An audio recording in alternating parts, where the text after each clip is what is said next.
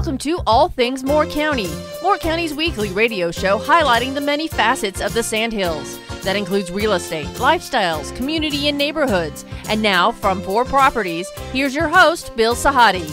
Good morning and welcome to the talk show, All Things Mora County. We are kicking off the second show of the year, and it's no small coincidence that the first theme of the year, and it's been a theme of the show over the last 9 years, is we talk about education. We talk about the changing demographics in Mora County. We talk about the many choices that families and kids, children who move into the area have in selecting the type of education for their children that they want. I mean, jobs and schools are the lifeblood of any county, and Mora County has seen unprecedented growth over these last 20 years. And today we're going to be speaking all about the Sandhills Classical Christian School, which started in 1999, which was the year I had actually moved here. And the many changes that have gone on here are also reflected in the school, and we've been fortunate to have them on in the past. But today we're going to be speaking about their 20 years, about some upcoming events, a lot of history about the school, a lot of basics about the school, sort of like the Cliff Notes version of what people can expect when they hear the Sandhills Classical Christian School and what it stands for. We're pleased to have as our guest Todd Zimmerman, who is the head of the school and the upper school principal. He came here from the Midwest, from Michigan. He's been an educator and a leader in school administration. He has, oh my goodness, the certificates and the degrees. They go on and on like a resume that would never end. You've had a proven ability to promote the philosophy of a school and to provide team building and develop leadership and consistency. Mm-hmm. And I guess the success of any school relies on that kind of solid leadership. What brought you to Mora County? You've been here, this is your second year. It's my second year. Well, welcome. First time I've had a chance to meet you. Love the area, absolutely love the area. And it's a lot warmer here. Than Michigan. Than Michigan. Mm-hmm. Now, I'm not originally from Michigan. I'm originally from Pennsylvania. That's where I was born and raised. Where in Pennsylvania? About an hour north of Harrisburg, the capital. Where was that? Schuylkill County, a little town called Minersville. I spent my summers as a kid in the Pocono Mountains. Oh, yeah, and went to right. Lafayette College in the Lehigh Valley. That's awesome. Spent a lot of time in Pennsylvania. Okay. Awesome. So you've been an educator for how long? I think it's about 15 years. Prior to that, I served in ministry overseas with a mission organization and also served in a church as a pastor. So. And you spent some time in India? I did, about 6 years. That has to be life-changing. Yes, India is very different from our culture, for sure. Lots of people. The pollution back then was pretty bad. My wife and I returned after 9/11, so we've been back a while. What is it about the Sandhills Classical Christian School that drew you here? Well, I love classical Christian education. I was part of a classical Christian school in Harrisburg, Pennsylvania, after I returned from India. And I served there a couple years before I went on to New Jersey and lived there and served at a classical Christian school there as well. And during that time, I was pursuing my master's in education and wanting to get my degree to become a principal. And that's an interesting story of how that all God motivated me to do that. But once I got that degree, I wanted to put that degree into practice, and that's when I took the job in Michigan. I was there for 6 years prior to coming here. It was halfway. I was there 6 years, and halfway through that 6 years, that school, they were doing some layoffs, and I thought because I was the last one in administration to come, that I'd be the first to go. Right. And so I started looking, and actually it was around that time that I was seeking out another classical school to serve in, and I applied to Sandhills Classical Christian School. And that's when I met Trudy for the first time, because Trudy is here with us today, and she was on the board chair. She was the board chair. And we had several conversations on the phone. But what happened in Michigan at that school I was serving at is they actually laid off the head of school and elevated me to the head of school position. Okay. And they said if they would have gotten rid of me, they would have had a coup on their hands. So, my next conversation with Trudy, I told her, I said, this is what's going on at the school. They want me to stay. I didn't feel it would be good timing for me to move at that point because of the transition that was going on at the school in Michigan. And then I think it was about a year later, Trudy contacted me and said, I see you're still at the school. We have a principal position opening here. Would you be interested? And we had a conversation. I said, thanks for thinking of me, but I at this time I would not be interested because my boy still had some schooling left in high school. You've referenced Trudy twice. Trudy Engebretson, who was a guest on the show about a year and a half or so ago with Jolene Erlacher. Yes. And your husband was affiliated with the Christ Community Church at the time. That's right. And you are, it's hard for me to look at you and say you're retired, but you're retired? Thanks, yeah. Is that right? Okay. Yes, we are. But you work, I guess, as a part of the support group of the Sandhills Classical Christian School. I do. I had chaired the board for 6 years, and when my husband retired, I also chose to step aside so that we could enjoy some freedom in our schedule. Right. But my commitment to what is going on in the school will never change, even though my role within the school might.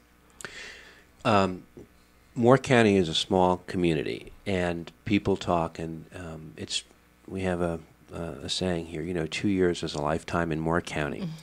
And you can actually move from here to there if you position yourself in the correct ways and this and that. What do you tell people about what a classic Christian education is, and how is it different from public school education? I loved, I'll let Mr. Zimmerman address this as well, but Yeah. A comment that stuck with me for a long time was that a classical Christian education is different than a public school education in a Christian setting. It's not just that the setting may have an emphasis that considers the Bible as a reference, but it includes a methodology that has proven well over the ages. I've heard it referred to as the new old because it's withstood the test of time. Sure has. And Mr. Zimmerman, you were an expert at explaining our three different levels of focus. Yeah, Go ahead. Classical education is broken up into what we call the Trivium. We have the grammar school stage, the logic school stage, and the rhetoric school stage. Now, in the Trivium, no matter what grade you're in, you're going to use a little bit of all the Trivium. But the focus of each stage is geared towards the development of the child. So, for example, a grammar school student, they're like little sponges. They want to soak it all up, all the information up.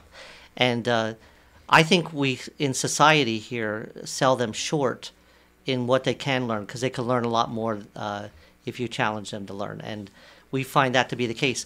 And a primary method that we use in teaching them in those younger years is through a lot of repetition. We use a lot of songs and chants. I mean, if you think back when you were a child, you could probably remember some songs on the radio way back then, right? Even though it's probably been a number of years. The basic ABCs. That's why we teach that song, the ABCs. But we do that with all of our information that we're teaching them. But that doesn't stop in the grammar school years. You could still find that in our logic grades and our rhetoric grades. Even our high schoolers, they sing a song to a traditional hymn tune. Right. But it's the historical facts about art history. And that they're able to recall that on the test. And then in the logic school stage, those middle school ages, in development of a child, they're eager to debate and argue. All the moms and dads out there could probably testify to that. Well, we teach them how to do that in a proper manner. Our school is all about respect. So you walk into our classrooms, you'll see our kids stand and greet you. When they talk to you personally, it's yes, sir, yes, ma'am, no, thank you, yes, please. Yep. We teach all those respectful things to do. So when we teach them how to argue, we teach them to do it in a respectful way. We don't want people arguing for the sake of arguing, but we want them to argue respectfully. Would you be willing to call CNN and Fox News and instruct them on that immediately? Absolutely. Because I can't turn the TV on anymore. Yes, absolutely. We're also being joined by Julianne Clodfelter, who is co-owner of the Engebretson companies with your husband Brian, and we've had you on in the past when we talked with the Douglas young lady at Victory Junction. Yes. But you also have a daughter, Right. who has been in the school for 3 years, 4 years? 6 years. 6 years. We're going on our 6th year. So in listening to what Todd was saying, you can attest to the value of the type of education. Correct. Libby, our daughter, started in the 3-year-old full-day preschool program there. Okay. And it was amazing because they even get some of this Trivium that he's talking about even in the preschool. They learn some Latin and things like that. But she came home as a 4-year-old and she sang the song of reciting the names of the Bible from Genesis to Revelation. And she sang it every day for 20 times a day sometimes. And it was so cute. But Brian and I even sat back and said, gosh, these are things that we didn't know until we were an adult. Mm-hmm. And she's getting this now at 4 years old. Mm-hmm. So that was so important to us. And we made the decision at that point to keep her in the school because we felt like if we pulled her to public school for kindergarten, that she would be so much further ahead than other students. Mm-hmm. And we just didn't want to do that at that point. We made the decision to keep her there, and it's been a great decision on our part. She's in the 3rd grade now, and this has been a tough year, but 3rd grade is a pivotal year. 3rd grade is a pivotal year because they're getting into the meat of the subject and the academics, and it's no longer play school, and their reading is very different at this point. But that's where the Latin comes into play, where it helps them so much with their vocabulary and their learning to read more proficiently and fluently. And so I have to make a comment because I know the Parsons, the Brockmeyers, Gabby Foster, who we talked about, the Kirbys, and the Hernandez. All the kids that I know are so respectful. They make eye contact. They seem to me to be more mature than their years. I would never have made it in your school because I shrugged my shoulders from the time I was in 1st grade till they almost kicked me out in 6th grade and they said, you can't come back. I just, But you couldn't hide. You could hide out in the public school I was in. You can't hide out so much at Sandhills Classical Christian.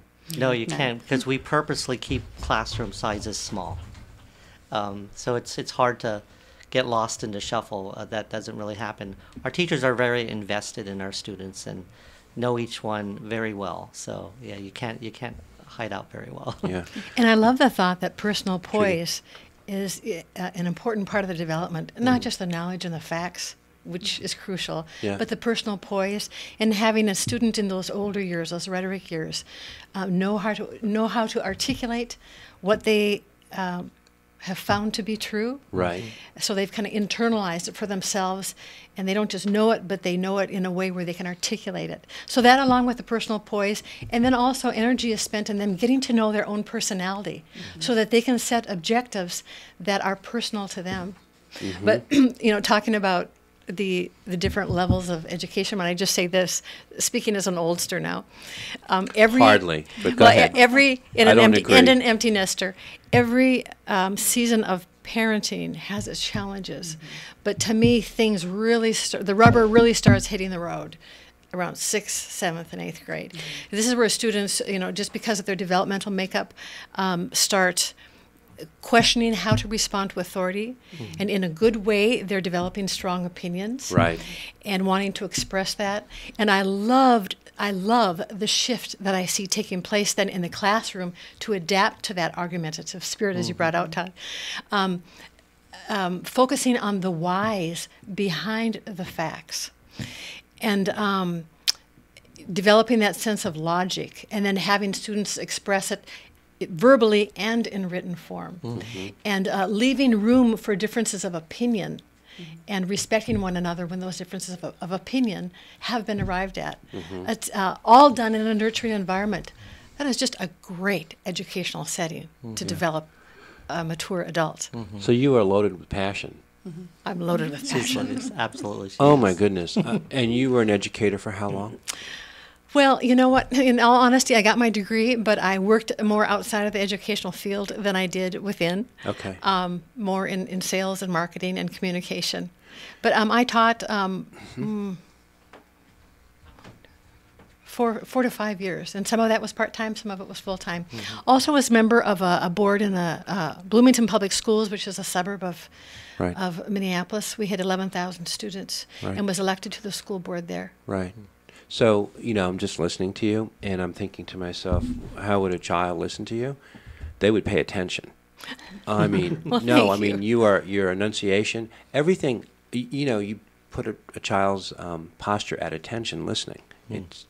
They react to that, I think. Julianne, when you mentioned third grade as being pivotal, I automatically said why, because I always thought from lots of the shows that we've had with shows about mentoring in the school system, how pivotal 7th grade is for kids, because they're stuck, half adult, half baby, half child, and then they start to argue, they start to want to rebel, and that's where those choices have to be made. Are they disciplined? Are they prepared or not prepared? And that's what I thought you were getting at. But you were talking more about academically, the rubber meets the road. Because by 7th grade, don't they know everything? Yes. They might think so. They might think so, right? Right.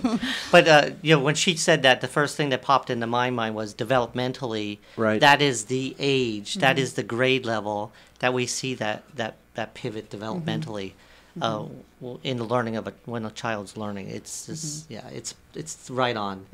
Your daughter is right with everybody else. So. Good. She has a great daughter too. Good to know.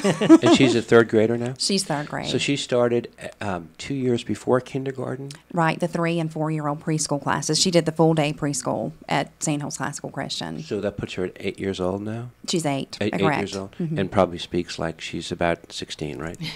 We always say she's 8 going on 18. So you be careful what you wish for, right? Right. So everything has to be a conversation. Right. Right? You're not just dealing with emotion, you're dealing with reason and logic. Right. So I can so relate when you talk about other students that you've come in contact with in the past Absolutely. that attended school there. She's right in line with. Yeah, I feel like a lot of them are, I don't know if this is the right word, old souls, or they've sort of, they get something that is not always present in other students. Yeah. And she does. She feels very comfortable talking with adults and older people. So that's a bonus today, because most kids, everything's so technical. That's they don't want to have the face-to-face conversation. So, and as an employer in the community, that's important to us too, that people aren't just behind a screen. Yeah, we're going to come back in the second set. We want to talk about a lot of things about the school, the new facility, the growth, how the demographic shift in Mora County has affected your enrollment, and lots of questions, and a lot of forward-looking events that are coming up, including the Bow Tie Ball, which is a great fundraiser. This is All Things Mora County. Our conversation today is all about the Sandhills Classical Christian School. We'll be right back.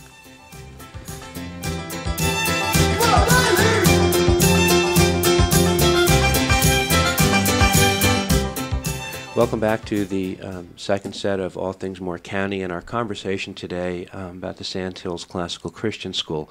A lot of good conversation about the school, about the students, from a parent's point of view. Trudy, I guess you would say at this point from a counselor's point of view, or because you're not actively teaching at the school? I'm not. I'm a retired board member from the school. A believer and a supporter. Yes. And a great mouthpiece.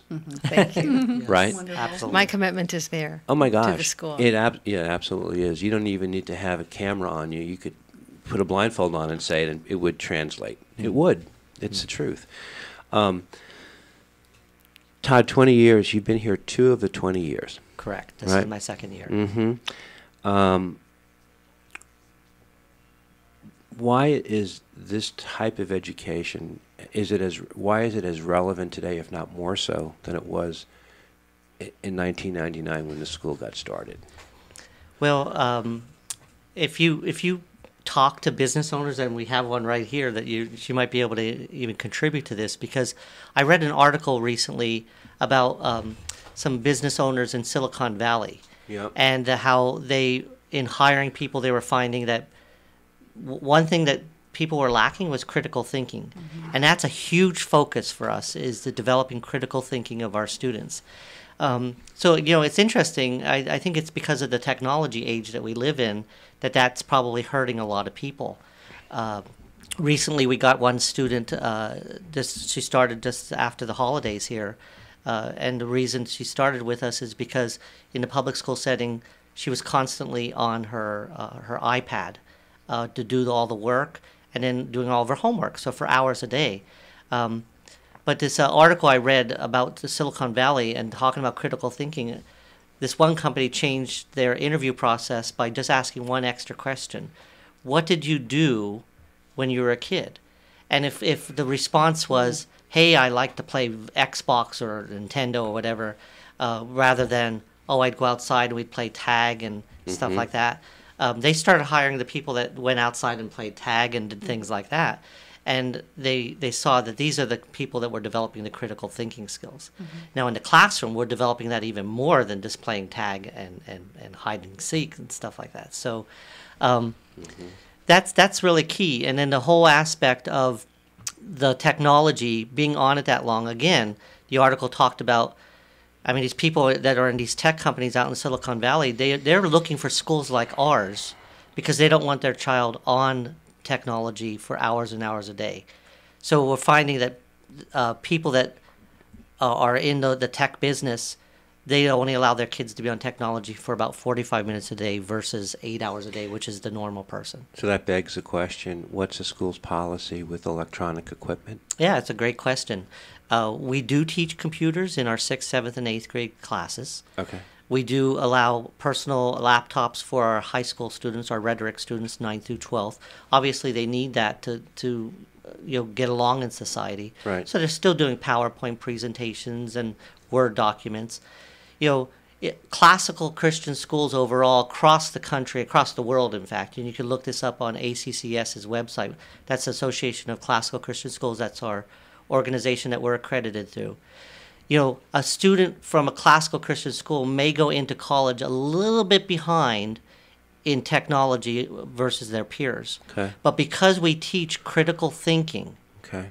by the end of that first semester, they surpass those students. Because we're teaching these kids to think for themselves, to learn for themselves, and that's really the big key in what we are able to produce. That I think businesses are looking for people with critical thinking.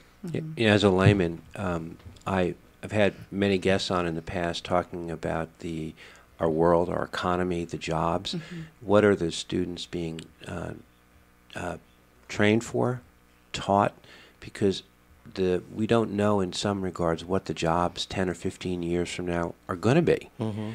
And so the element of critical thinking becomes important so that that person has a flexibility to adapt. Absolutely. It's not like when we grew up as kids, it was more of a cradle-to-grave type existence. That's right. Both geographically and economically, where you would work, you never even would think. Today, people will move from one area to another on a dime if there's a better job position somewhere, and people are so much more mobile. Yeah, absolutely.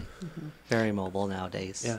Along with Trudy? the adaptability for future jobs, like you say, just the change of, or the pace, the rapidity of the pace of life. Critical thinking skills, I think, are necessary in order to cope with that. Along with the fact that, peer pressure is still alive and well. Oh, yeah. An important factor. And then if the thinking of the need for critical thinking skills, the whole idea of fake news. We even, as adults, have a difficult time sometimes deciphering what is truthful and what is not. So again, developing those critical thinking skills are crucial. Personal cell phones and such at the school, How do you handle that? I'm just So- curious because I Yeah. see so many kids, they just walk around and they're living in this A little... cell phone, yeah. Yeah. So when our upper school students, 6th through 12th grade, come to school, we have these cases that hang on all of our closet doors in each homeroom where they put their cell phone there at the beginning of the school day, pick it up at the end of the school day. So they're not using it during the school day. Wow. I mean, that's... And they're getting along okay without it. They're surviving. They're surviving. I've walked into Panera and seen school kids in Panera, one student at one part of the restaurant, not one at the other, and they're texting. Yes. And they're in the same building. Yeah. They could be sitting next to each other and texting. So, I think you'd find with a lot of our students, and you actually named a few students that you already know from our Yes. school, Yeah. that they are able to carry on a conversation with an adult so Clearly. much easier than a lot of other people just because, their nose is not in electronics all day long. And electronics are not bad, and we always tell them that. It's not a bad thing. Everything can be used for good and bad and evil, but we just try to show them the necessity of needing to live without that sometimes. Today, how does the Sandhills Classical Christian School deal with the large military influx of families and the fact that I had said people will move on a dime for a job? We live in a much more mobile society, so there's so much more flux. It's very rare that you have a student from the very beginning. What year do you go to in school? We go all the way up to 12th grade. So how common is it that you have a student from preschool to high school? Well, you named Wyatt Parsons as somebody you know, and he's been there. This is his 13th year. Yes. So he's graduating this year. So he's been there since preschool till this year. Now that's not always the case because of the military population in this area. I would say about 45% of our families are military families. 45%. Yep, and it happens that they're sent different places, so they don't all. But if they go to our school and they're transferred to another location, it's easy to fit right into another classical Christian school. Right. Tell me about the location. You were downtown. You were Yes. down on West Pennsylvania. Yeah, and over you the have moved. over the course of the past 20 years, we've Yeah. actually been in many locations. We currently have 4 locations, 2 preschool locations, one in Pinehurst and one in Southern Pines. We have our grammar school is located in Whispering Pines, and our upper school is located in Southern Pines. We rent from the St. Anthony's Church. So we purchased about 60 acres of land about 2-3 years ago, and built our first building on the Whispering Pines campus and opened those doors for this school year. So eventually our goal is to have all of our buildings on that campus that we'd be able to house pre-K through 12th grade. Although I'd like to still keep pre-K campuses in the community because it serves the community well and it's a good feeder into the school. People can go onto your website, right? Sandhills, SCCS.org. Yes. And to look at everything we're talking about will be there in one shape or form That's or another. correct. That's correct. Okay.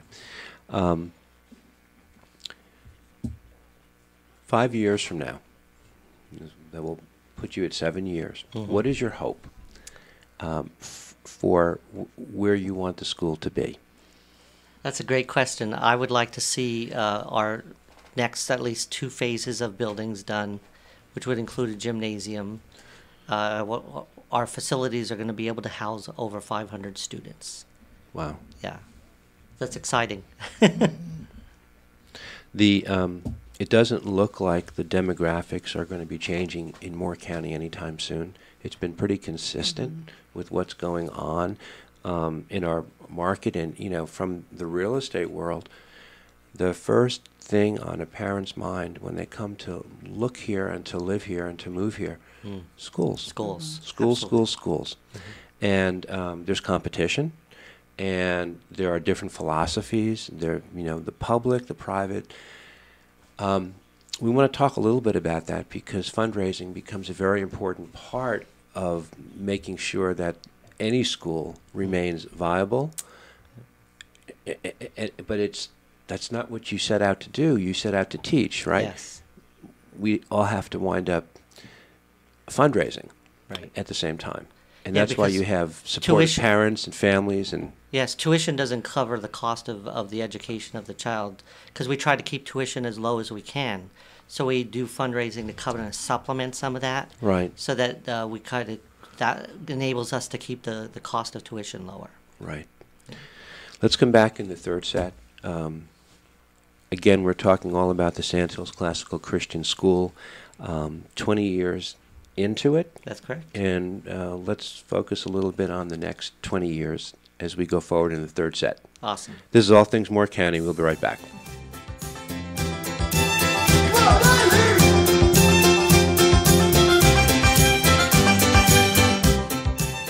Welcome back to our third and final set, speaking about the Sandhills Classical Christian School with the head of school, Todd Zimmerman, parent, Julianne Clodfelter, and Trudy Engebretson, great spokesperson as well. And you all have different perspectives of the school, what it does.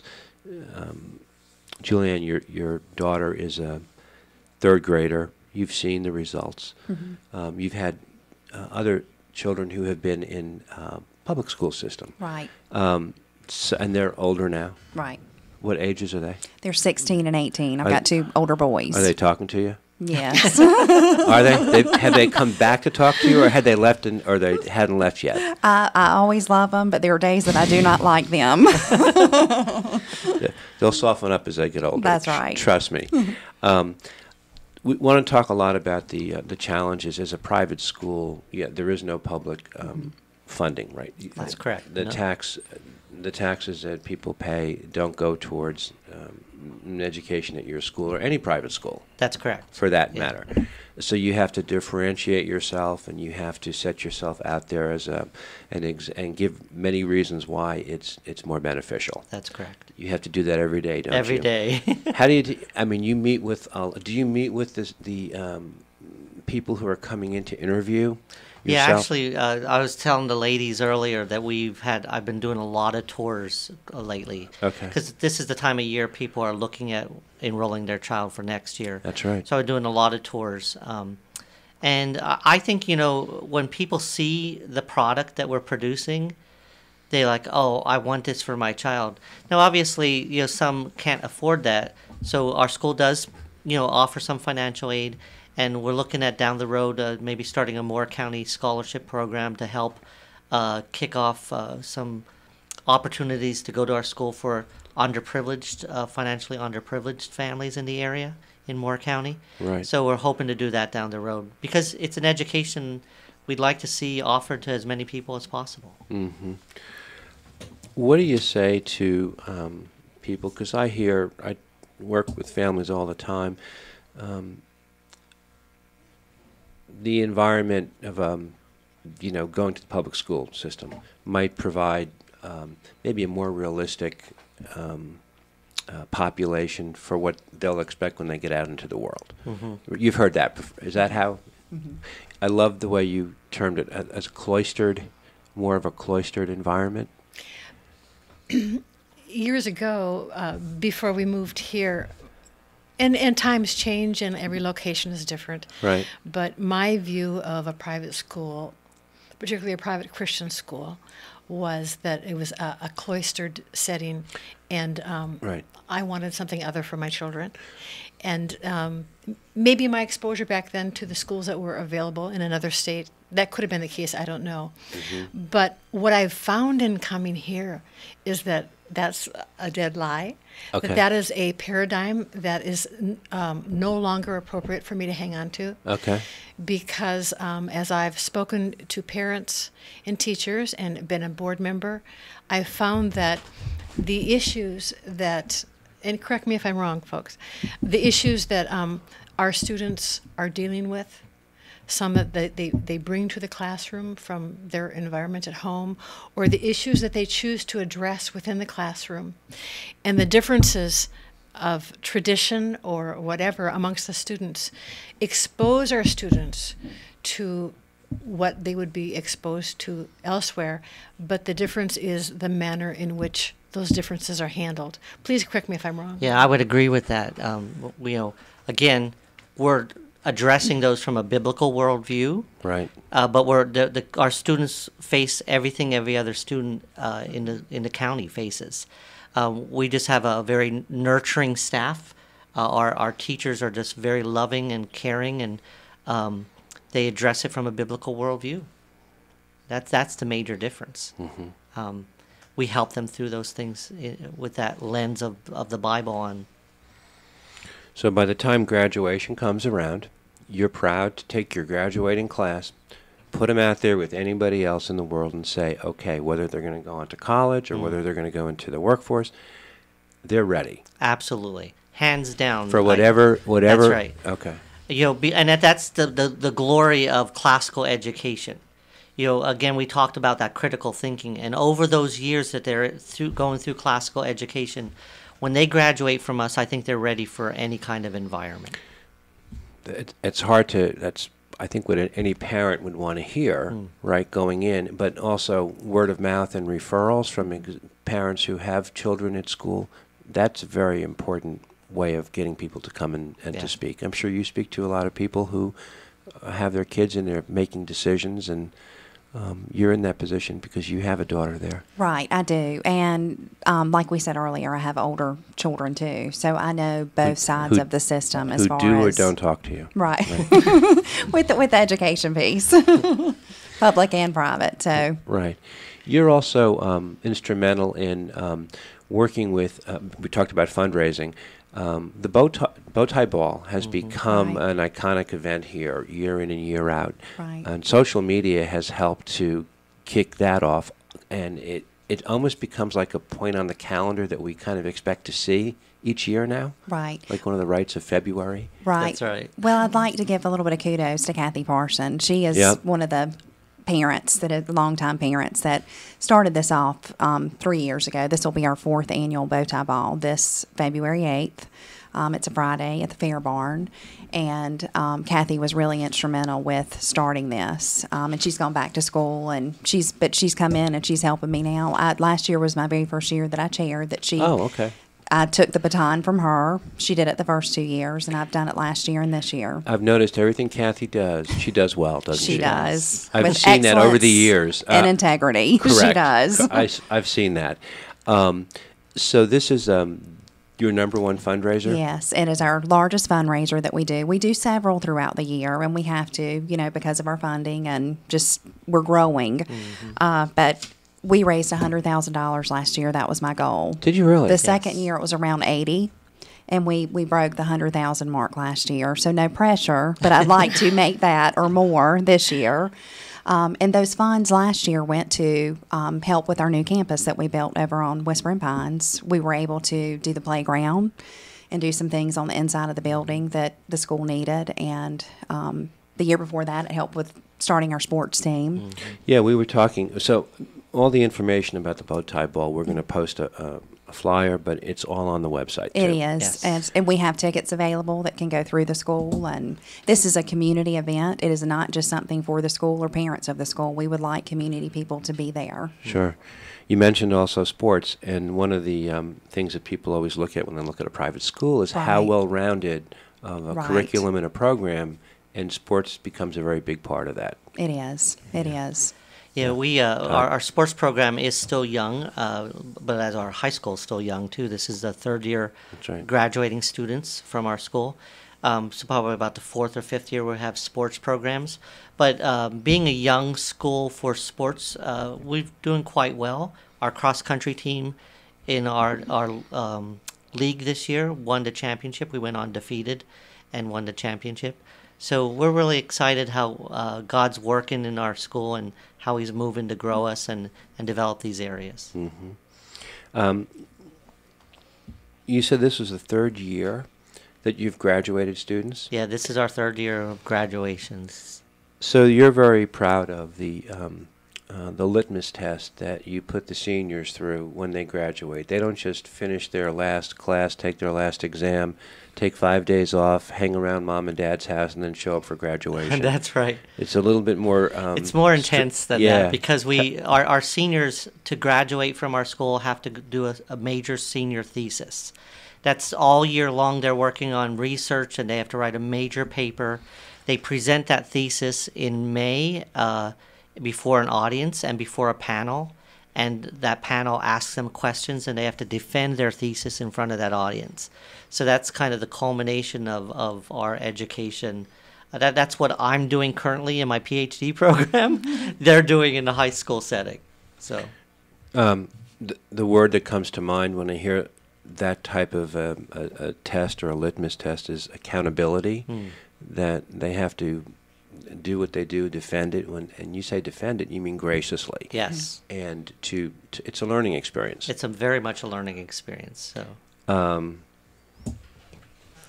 I didn't realize this was the third graduating class, but That's that correct. makes sense if it was. and my one thing I'm really 17 years proud old. about regarding our students that have graduated, we, on an average, our graduates are earning over $30,000 in merit scholarships alone. Merit, so that's not counting financial aid. That's merit scholarships alone. You have statistics about the graduating classes and the college admissions and where they all of that for people to look at. Yeah, absolutely. Yeah. So this year, after the bow tie ball, you get back to the business of school, but you're also talking to a lot of families who are now starting the process of looking for a home, and they're starting the process of finding a school for their kids. So by the time June rolls around, they're settled and they're ready for the next school year. That's right. So And our school year starts a little earlier than some because we're kind of a modified year-round school. So we Right. start August 1st. right. Between each marking period, we have a 2-week break for, the kids to have the respite. But, yeah. Do you have communication channels with the Realtor Association here in Mora County? Because since so many of the realtors become like the first point of contact, Right. right? Or even just through individual offices, or is there any way that you could get some of the brokers to come to the school? Yeah, that would be a would be good great. idea. I know what Should- we've done is gone to the brokers Yeah. and actually asked them to put some of our brochures in their offices for people to collect. Perfect. Yeah. Yeah, exactly right. But you're telling us if we invited them to the school, they would come?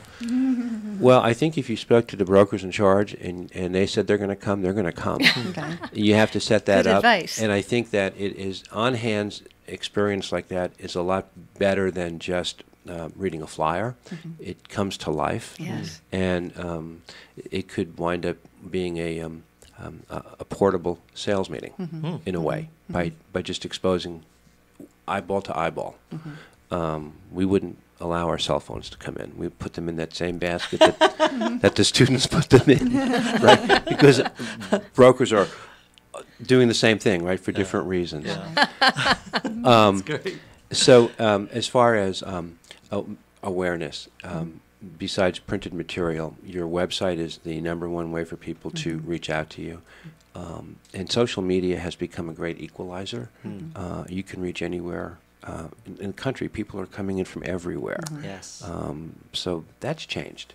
It's no more knocking on doors. It's all through electronic means. Yes. We want to wish you guys a lot of luck this year.